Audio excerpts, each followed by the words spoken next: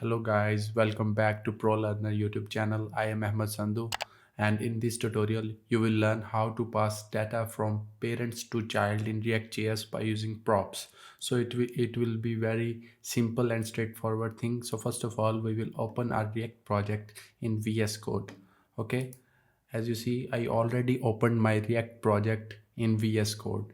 So after that I will create a child component, like for example a user component user.js, and this component will receive multiple data of user, like for example username, user age, and user blood group, and user nationality.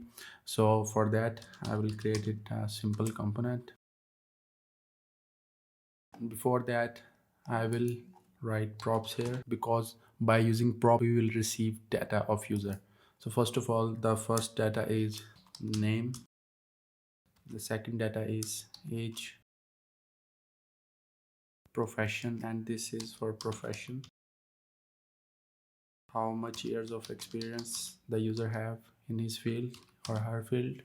Okay, so simple. These are four kind of things like we will receive from the parent. So the parent of user file is app.js. So after that I will import that user here inside this. Okay, and how much props the component have, like name, age, profession, and experience. Okay, so simply I will write name, which is number.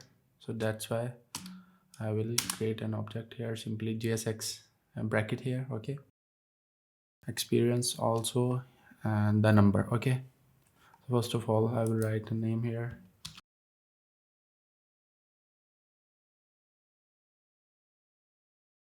So after that I will run the project on localhost by using npm start. Okay, and after running the command I will wait for about 10 to 30 seconds. Okay, so my localhost run successfully. After that I will open my Chrome and refresh the page.